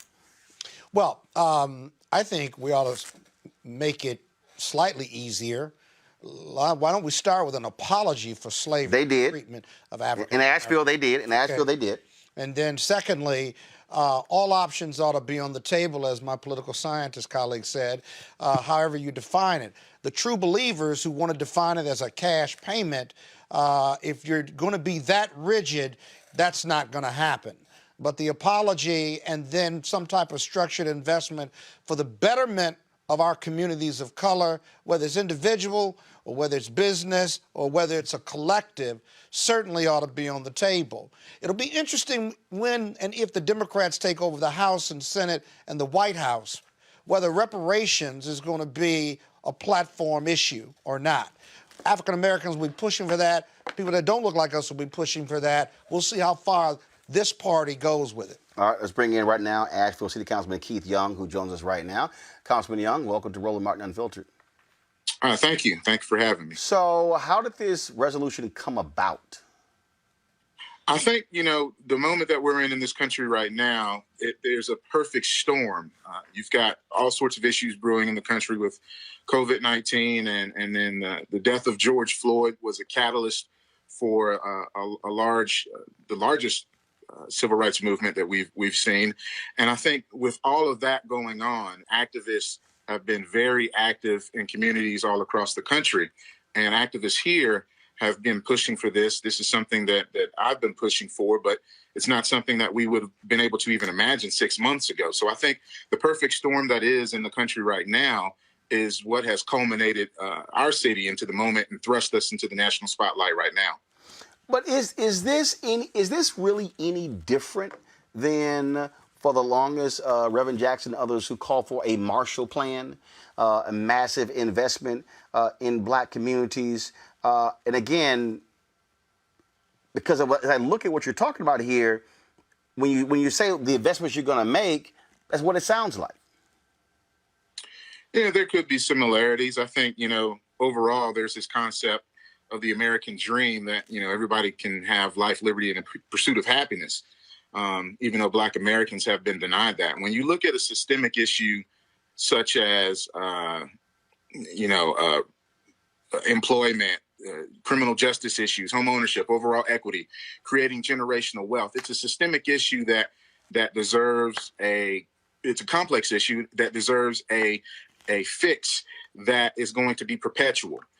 The same systemic put the monuments up that people are talking about tearing down, which we have, that has disparities in policing, allows that to continue, are the same systemics that recycle itself generation after generation. So what we've tried to do here is put together a plan that will allow a step-by-step approach which breaks down the problems, the root causes, tries to identify some entry points and search for possible solutions, and then take action after that, and kind of learn from what we've done and adapt that and do it all over again. So there is no endpoint into what we're doing. So there may be some similarities, but at this point in time, in my mind, this is something that is perpetual, that will outlive anyone that's on our council or running our city right now. It proves to be in itself, I believe, generational, as the problems that we're dealing with for Black America are generational in itself. So when you say make investments in areas where Black residents face disparities, what are we talking about? What areas? Have y'all already identified what those are? Yeah, I mean, of course, there are great disparities even right now with healthcare. I mean, that's being seen with COVID-19 and the effects on Black population and education. In my city, we have one of the largest education. Looks like we lost Councilman Young there. All right, so let me know if we can get him. Is he there? Yes. Go ahead. Right, you froze there. Go ahead. Also, criminal justice, business ownership, home ownership, overall equity, and again, creating generational wealth. All right, then. Councilman Young, we appreciate it. Thanks a lot. Thank you. All right, then, folks. Got to go to a break. We come back. We can talk about Nick Cannon, fired by Viacom CBS for comments made that they call anti-Semitic on his podcast. That is next on Roland Martin Unfiltered.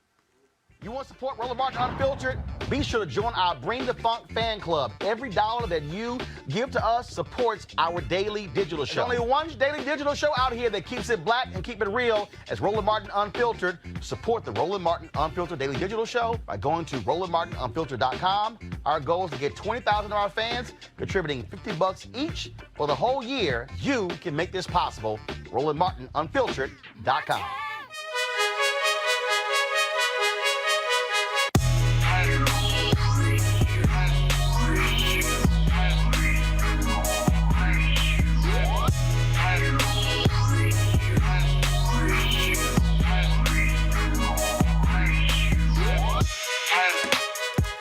All right, folks, Ceek.com. These headphones here, these 360-degree 4D headphones. Mary Spio, she is the founder and the creator, the inventor of this. You can get these, folks, the 360-degree 4D headphones, good for listening to music, videos, gaming, you name it. All you got to do is go to Ceek.com. There's a promo code you can use, RMVIP2020, RMVIP2020 for you to get this. Also the VR headset, so you can check out the products there on Ceek.com. And so check it out. And so we certainly appreciate them partnering with us at Roland Martin Unfiltered. All right, folks, Viacom CBS chose to end their long-running relationship with Nick Cannon after a podcast interview with Professor Griff, formerly of Public Enemy. Viacom CBS accuses Cannon of promoting hateful speech and spreading anti-Semitic conspiracy theories from this podcast. Then let's go to what it really is then. When we talk about the power of melanated people, when we talk about who we really are as guys and understanding that our melanin is so powerful and it connects us in a way that the reason why they fear black, the reason why they fear is because the lack that they have of it. So then when you see what, Dr. Francis C. Welsing talked about is that fear in that genetic annihilation, that deficiency of when you have a person that has the lack of pigment, the lack of melanin, that they know that they will be annihilated. So therefore, however they got the power, they have the lack of compassion. That melanin comes with compassion. Melanin comes with soul. That we call it soul. We soul brothers and sisters. That's the melanin that connects us. So the people that don't have it are a little, and I'm gonna say this carefully, are a little less, and where the term actually comes from, because I'm bringing it all the way back around to Minister Farrakhan, to where they may not have the compassion or the when they were sent to the mountains of Caucasus, when they didn't have the power of the sun, that the sun then started to deteriorate them. So then they're acting out of fear, they're acting out of low self-esteem, they're acting out of a deficiency. So therefore, the only way that they can act is evil. The only way they have to rob, steal, rape, kill, and fight or flight, in order to survive. Exactly. So then these people who didn't have what we had and when I say we, I speak of the melanated people. Right. They had to be savages. They had to be barbaric.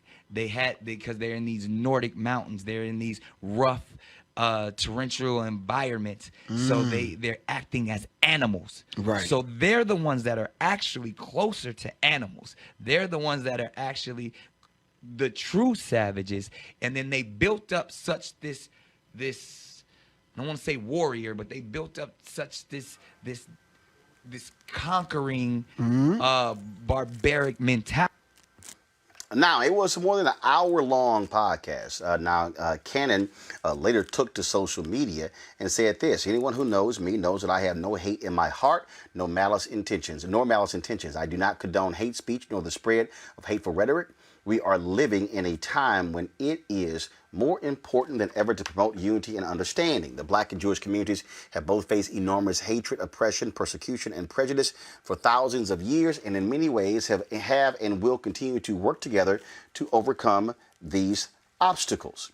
When you look at the media and other sectors in our nation's history, African Americans and the people of the Jewish community have partnered to create some of the best, most revolutionary work we know today. I'm an advocate for people's voices to be heard openly, fairly, and candidly. In today's conversation about anti-racism and social justice, I think we all, including myself, must continue educating one another and embrace uncomfortable conversations. It's the only way we all get better. I encourage more healthy dialogue and welcome any experts, clergy, or spokespersons to any of my platforms to hold me accountable and correct me in any statement that I've made that has been projected as negative. Until then, I hold myself accountable for this moment and take full responsibility, because my intentions are only to show that as a beautiful human species, we have way more commonalities than differences. So let's embrace those as well as each other. Now, that's what he released on Monday. This is the statement that Viacom released on Tuesday. Statements from Viacom CBS about Nick Cannon attributed to Viacom CBS spokesperson. Viacom CBS condemns bigotry of any kind, and we categorically denounce all forms of anti-Semitism. We have spoken with Nick Cannon about an episode of his podcast, Cannon's Class, on YouTube, which promoted hateful speech and spread anti-Semitic conspiracy theories. While we support ongoing education and dialogue in the fight against bigotry, we're deeply troubled that Nick has failed to acknowledge or apologize for perpetuating anti-Semitism, and we are terminating our relationship with him. We're committed to doing better in our response to incidents of anti-Semitism, racism, and bigotry. Viacom CBS will have further announcements on our efforts to combat hate of all kinds. Now, other folks got involved, and this thing, of course, took off on social media, you name it. Dwayne Wade sent a tweet out where he said to Nick Cannon, "We are with you, keep leading." That was today at 1:56 p.m. Well, Wade got lots of criticism from folks for that particular tweet. He then tweeted this out: "I want to clarify my now deleted tweet. I was not supporting or condoning what Nick Cannon specifically said, but I had expressed my support of him owning the content and brand he helped create." That was at 4:32 p.m. He then tweeted this. I was too quick to respond. This is an hour later, because he got more criticism. "I was too quick to respond without being fully informed about his hurtful anti-Semitic remarks. As you all know, I have zero tolerance for any hate speech." Now, that was his particular tweet. Diddy sent out a tweet, and this is what Diddy sent out. He said right here, "Nick Cannon, come home to Revolt TV, truly black owned. We got your back and love you and what you have done for the culture. We are for our people first. For us, by us, let's go." Now, there's a new development in this, and that is Nick Cannon now is stating on his page, point blank, that he said that Viacom, he wants ownership of Wild 'N Out, the show that he created. He produced a 1,500 word response on his Facebook page. He has about 3 million followers on his Facebook page. And he demands, so this is, let's see here. This is what he tweeted out. Let's see if I can increase this. "My apologies." He laid it all out. "I'm deeply sad in a moment so close to reconciliation that the powers that be misused an important moment for us to all grow closer together and learn more about one another. Instead, the the moment was stolen and hijacked to make an example of an outspoken black man. I will not be bullied, silenced, or continuously oppressed by any organization, group, or corporation. I am disappointed that Viacom does not understand or respect the power of the black community. He then goes in and details his relationship with Viacom as a family over the last 20 years. He also lays out in terms of what's going on here.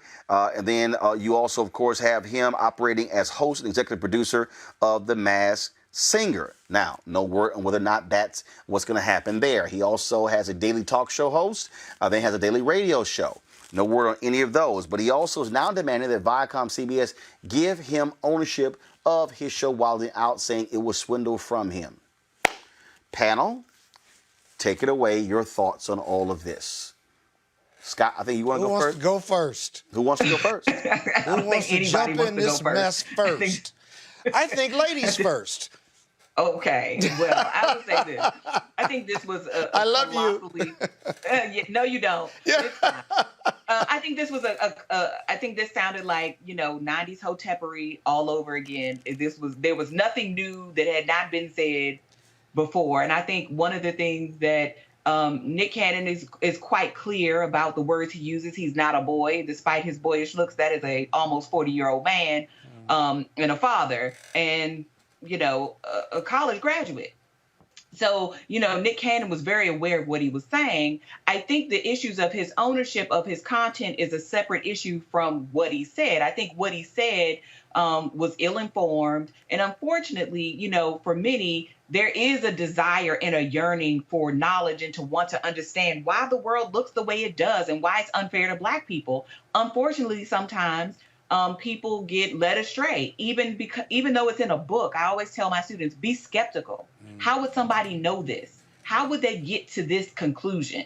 Right. And I think that even though he's citing, some well-respected work there, that work is questionable on a number of fronts. And I think, whenever we have a platform as one as big as Nick Cannon's, we always have to be mindful. We always have to be thoughtful. And you can say whatever you want to say. But of course, we know what we say has consequences. So he's not canceled. He's not deplatformed. He won't be broke. His life won't be over. Right. He'll just have a different venue to ply his many shows and other kinds of things. But I will say, I think what he said wasn't actually really all that helpful in this particular moment. It didn't really move the discourse forward. And as I always tell my students, the truth doesn't need a remix. It's bad enough. He had positive things to say about Minister Louis Farrakhan, Robert. A number of people took exception with those comments as well. Again, what we played was a 2-minute clip of an hour-and-a-half conversation. But your thoughts on him making it clear that he's not going to apologize and back down. Well, I think that's his right and his prerogative. The mistake I do think that he has made is not getting those ownership rights up front. You can't, and this is what I tell people in corporate America all the time who feel like they are safe in their corporate jobs. Everything you're working for somebody else. You cannot work for somebody else for several decades, and then once things go badly, then demand ownership. You have to negotiate that ownership stake while you're negotiating your contracts. You have to ensure that when you have negotiating power, right now you've already been terminated. You do not have power. You cannot set any criteria. Viacom does not have to listen to anything that you have to say because you've been terminated. So it's important for us to understand, particularly in the African-American community, stop looking for someone else's table to sit at. Stop being comfortable eating at somebody else's establishment. You have to establish these things for yourself. If you want to be in this entire, as Puffy tweeted out, for us, by us space, that means you might have to suffer for a little while in the wilderness before things work out for you. And you cannot be comfortable with somebody else and then want to be critical of them once things do not work out. It's interesting that he wrote this here, Scott, in a pleasant turn of events and the best blessing in all of this hurtful attack as the outpouring of love and support from the Jewish community. It has been amazing. I've spoken with many rabbis, clergy, professors, and co-workers who offer their sincere help. I must apologize to my Jewish brothers and sisters for putting them in such a painful position, which was never my intention, but I know this whole situation has hurt many people, and together we will make it right. I've dedicated my daily efforts to continuing conversations to bring the Jewish community and the African American community closer together, embracing our differences and sharing our commonalities. Through the guidance of my multicultural team, which embodies several people from the Jewish community, specifically Michael Goldman, my business partner for 3 decades, who discovered me at the Hollywood Improv when I was doing stand-up as a kid. Through thick and thin, he has been by my side, yelling at me when I talk too much and laughing with me as we've always overcome adversity together. I love you, my brother. Thank you for helping me become the man that I am today. He then goes on to say in here, he says, Viacom, that they are on the wrong side of history. That's what he says. So that's it. So, Scott, what do you make of that? Let me tell you what I make of it. I listened to the show. I've seen other transcripts of it. I've listened to, that sounded like an apology, but I'm not sure it was. I've watched the Dwayne Wade piece. And let me tell you something. This debate between African Americans and the Jewish population or Jewish Americans is not old, is not new at all, first of all. And people who have been in the struggle, whether you're black, Jewish, whatever, Indian, American Indian, Native American, there is no upside to comparing our struggles to one another. We should stop comparing those struggles. It's no problem to lock arms and move forward, but stop comparing our struggle to each other's struggle because there's no upside. How many times have we seen this? Black people and black revolutionaries want to get on and talk about different struggles, and then they do the comparative to make black people the chosen one. You're free to believe whatever you want to believe, but everybody doesn't need to know what you believe if you're in certain positions. You don't have a right to be on a show or be tied up or connected to Viacom. And if you want to be a martyr or you want to be an activist, then so be it then. Sometimes you got to choose between the money and activism. That's a personal choice. But I can tell you one thing, every time I've seen someone of any power, of any notoriety, get into this debate about blacks and Jews, it doesn't end well. We need to stop it because it doesn't move the ball forward. The only way we can move the ball forward is locking arms with each other and moving forward towards one America. And not this one black America, one white America, one Jewish America, one Irish America. We got to lock arms and move forward together. That is the only way forward. That's the only way we're going to get rid of America's original sin, and we're going to attain or reach freedom, justice, and equality. He says that black people can't be anti-Semitic since we are the original Hebrews, that we are Semitic people. Why debate that? Why raise it? How is that educational? You see, look, Roland, anybody who's been at a barbershop in the West End in Atlanta has heard this exact same speech. And so some guy, in incense with a dashiki on who read like a couple pamphlets, and they want to sell you on this this level of mythology. We have real problems right now that we're trying to solve. We don't need to go into the genetic lineage of every group of individuals on the planet Earth. We can solve the problems that we have right now. And if you go through the civil rights movement, you can look at Cheney, Swerner, and Goodman, who died for this cause. You can look at the NAACP and its founding, where you had a lot of Jewish Americans who were part of the founding of those organizations, a lot of financing behind much of the social justice activism right now. Where do you think all these signs come from? Where do you think these banners are coming from? They're being financed and supported by a diverse group of people who are like-minded. So why go into the conspiracy theory rabbit holes when we can be solving problems right now? Well, it's interesting, but Dr. Carter, was interesting. There are a lot of folks who are watching us right now. I'm looking at comments on Facebook and Periscope and YouTube, and folks are saying Nick is right. I mean, look, there will always be somebody who is willing to believe anything. And I think it comes from what people have experienced and what people have witnessed, and we want to answer for it, right? Because some of the things that Black people have experienced are so horrendous, we have to have an answer. Unfortunately, Nick Cannon doesn't have that answer, and neither do many of the people that he cites. And I think part of the problem is if you keep looking backward, you can't look forward. And it doesn't mean we're saying nobody cares about Black people and we shouldn't care about, so the uniqueness of our experience and our culture. Nobody is saying that or suggesting that. But it's saying that if we're going to do anything forward thinking, then it can't be because we're tethered to these old notions about race, because that same racial science that he's playing with is the same racial science that justified Black people's enslavement and continued denigration in this country. And we don't want to be a part of that. We shouldn't be a part of that. Our justice is not going to come on somebody else's neck. Exactly. Final comment, Scott. Exactly. We only got one country, this experiment, right? Nothing good. Now that you've said all that you've said, Nick Cannon, right? And now that you have your social media followers who say, Nick, you're right. All right, now what? Now what? Now where's that going to get us? Does that get us to one country yet? Does that get us closer to our Jewish brothers and sisters?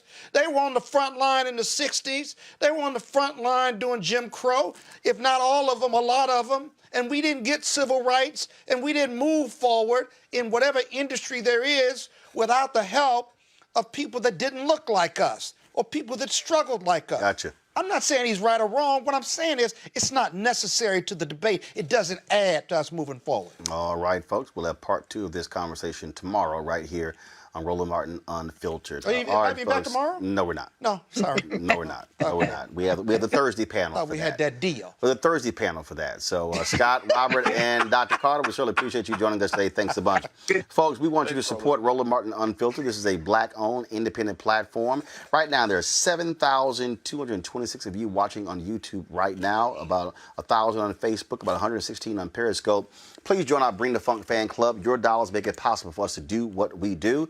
The show's not over, folks. I got one more topic. And sisters, you definitely don't want to miss this here. A Black feminine hygiene products company. You don't want to miss this conversation. It's up next with this sister, because we feature Black-owned businesses right here. That's one of the reasons why we want you to support what we do at Roland Martin Unfiltered. You can give to us via right there on YouTube. You can give via Cash App, PayPal, Venmo. Also, by sending a money order cashier's check. Make it out to New Vision Media, Inc., 1625 K Street Northwest, Suite 400, Washington, D.C., 2006. And so we want you to do that. Again, Cash App, PayPal, Venmo. If you want to use a credit card, all you got to do is also go to RolandMartinUnfiltered.com. You can use Square to do that online. We certainly appreciate all of your support. It matters to allow us to do what we do.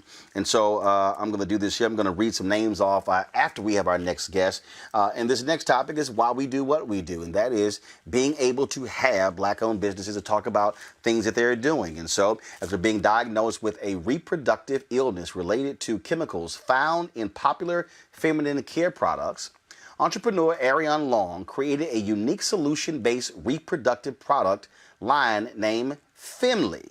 She joins us right now. How you doing? Hey, Roland. I'm great. How are you? Doing great. So let's talk about this here. So when did you launch this company? So I launched the company back in 2015. Okay, and when you talk about these chemicals, how do these chemicals in these feminine products negatively impact your health? So it was crazy. I was actually using a popular brand that many women around the country use, and I was diagnosed with a cervical tumor, and my doctor was the one who briefed me to a government study that was just starting to link a lot of reproductive illnesses with chemicals in feminine care products. And so as you saw that and then you begin to research, what did you then begin to do? So because of that, I learned that many of these products contained additives like BPA and dioxins. And if you're unfamiliar with what those do, they're basically linked with cancer and fibroids and other reproductive illnesses. So I wanted to make a switch. And when I couldn't find a solution that was good and great for me and women like me, I decided to form my own in the form of Femly. And so, what is different about Femly with the products that you were using? So two things. One thing that I discovered was that a lot of other hygiene products are super bad for the environment. They take 120 years to break down from the point that they're thrown away. Not only that, they contain those additives and they're not comfortable. Many of them are kind of bulky, like a diaper. So we decided to provide a solution that was organic, biodegradable, 100% cotton, and comfortable. So yeah, that's basically what we do. And what has been the response? Oh my God, it's been overwhelming. Unfortunately, in the process of growing this company, I endured the stillbirth loss of my daughter and was on life support. And out of that, we received monumental support from the community, from people around the country, from people in other countries, and we're able to launch our very own line. I believe that we as Black people can be the change that we want to see in the world, and that's important to me. Now, you've had, now some people say, oh my goodness, but your products cost more than these other products, and your response is? I mean, it costs more to get fibroids taken out. Look at your medical bill. It definitely, I think that by spending a little bit more, we're investing in ourselves. What if a few more dollars every month could actually change the narrative of your life and change your health status? You know, these reproductive illnesses are not cheap. You know, a lot of women are having to go through hysterectomies and other symptoms and harsh periods. So that's what we're really trying to do. Just provide a simpler, safer solution that is accessible for most people. And to combat that lack of finances from certain demographics, we actually partner with organizations. So we donate to women in need for every purchase. We partner with nonprofits that serve people who can't afford our products. And all of those things are near and dear to my heart. And again, what we're dealing with here, we talk about the fibroid issue. I mean, Black women are affected by fibroids more than anybody else. I've had another guest before, Jessie Thompson. She was texting me actually something else a little bit earlier about, again, how Black women need to be very cognizant of these various chemicals and the role that they are playing in the creation and the expansion of fibroids in Black women. Right. It's so true. I can't tell you how many stories I've heard from people who had to go through a rough surgery or, you know, battled infertility and other things. So the crazy thing is that we started this to increase access, but we've partnered with organizations that have increased literacy scores. Girls were missing school because of their periods. We've had women call in and say, you know, I'm pregnant. This is the first time I've gotten this far along, and I don't know if it's due to this feminine care switch. So you never know what the byproduct of making a healthier choice could be. You really never know. All right, then. Where can people go to get more information? Femlybox.com. That's FEMLYBOX.com. You can follow us on Instagram, Facebook, and Twitter at FemlyBox. All right, then. Arion Long, I certainly appreciate it. Thank you so very much. And it's always great to feature Black entrepreneurs who are creating their own companies and doing good things. Thanks a lot. Thanks a lot for having me. All right, thank you very much. All right, folks, here are the names of the people who give in $50 or more who get a personal shout out from me. Let's roll it. 3DD007, Adu Bamberg, Adrian Clark, Andrew Scott, Andrea, Antoine Simmons, Anton Williams, Antori Roby, Ruth, Bernard Sims, Ben Isom, Blessings Ogiata, Bobby Levert Boyd, Bryson Desanor, Kareem Tobeth, Nagongang, Charita Jones, Charles A. Anderson, Charles E. Dabley Jr., Shanae White, Cheryl West, Crystal Bauer, Caresser, Curtis Thomas, Cynthia Ward, Darnetta D. Craig, Dolores H., Diana Wiley, Devon King, Elijah Eric W., Florence Jackson, George Hobbs, Gisela Smith, Gloria Johnson, Guinevere Teague, Hank O., Harry G., Hicks, Herlin Pascal, Imhotep Coleman, Anessa Washington, Jacqueline Faison Elmendorf, Jacqueline Penn, Jacqueline Crowder, Jahan Stewart, James Dunlap, Jimmy Dover, Joanne Hughes, Joanne Williams, John Edgecombe, John Hudson, John Young Jr., Ken Robinson, Kenneth, Kimberly Marion, Keisha Hill Monroe, Kofi Opentiri, L. Bernard Harvin, Lakeisha Scott, Leo Hackett, Mark Riles, Mary Carruthers, Mary E. Brown, Michael McNair, Michael Smith, Neil Ziegler, Noble Eon Haywood Bay, Alaya Ayini, Pamela Trotter, Parker Academics, LLC, Patrice Watson, Rashida Jarman, Reginald Clay, Richard Muhammad, Ron, Rosemarie Harvey, Rukia, Ryan Chester, Sean Avery Sr., Selena A. Johnson, Sharon M. Smith, Shauna Cox, Sharice Kennerson, Stephanie Joseph, Tanisha Robinson, Terrence, Terry L. Berry, Theodore Foreman, Tawana Smiley, Tyrone Moore, Tyrone Woods, Veronica Williams, Wendy Willetta Burks, and William Young. Folks, again, if you get $50 or more, you get a personal shout out right here on the show. I have another count tomorrow. I think we're moving closer to hit 10,000. Our goal is to have 20,000 of our followers contribute at least $50 for the year, y'all. You can do more if you want to, but that's $4.19 a month, 13 cents a day to do a daily live 2-hour show that's targeting our people. You look at the guests that we have today, Congresswoman Yvette Clark. You look at Dr. Ebony Hilton. You look at, of course, the city councilman Young from Asheville. You look at all the guests that we've had. That's what this show is about. Us being able to show the best and the brightest black entrepreneurs like Arion Long. Folks, ain't nobody else doing that every single day, live 5 days a week. So we need your support. Y'all can support us right there on YouTube. Go to RolandMartinUnfiltered.com. Use our Cash App, PayPal, Venmo, and of course, you can also send in a money order. Be sure to make it out so I can cash it, y'all. New Vision Media Inc. NU Vision Media Inc. 1625 K Street Northwest, Suite 400, Washington, D.C. 2006. Again, Washington is zip code 2006. Folks, don't forget, Monday, I started my twice-a-day commentaries on iHeartRadio's Black Information Network. You can also catch our podcast on their app as well, so simply download that. And of course, we're on all the podcasting platforms, and so if you missed the video show, you can also always catch the audio show. That means a lot to us as well, so subscribe to our podcast. Got it? All right, folks, tomorrow on the show, Alabama Senator Doug Jones will be here. Also, Angela Peoples and Philip Agnew wrote a column in the Washington Post saying, black folks, if you want to support a candidate who's going to Black Lives Matter, Biden should pick Elizabeth Warren as VP. They are going to join us as well. And yes, Reese Colbert, Black Women Views, and Dr. Greg Carr and Erica Savage-Wilson will be here tomorrow for part 2 of our conversation about Nick Cannon. Folks, I will see y'all tomorrow. Have a great one.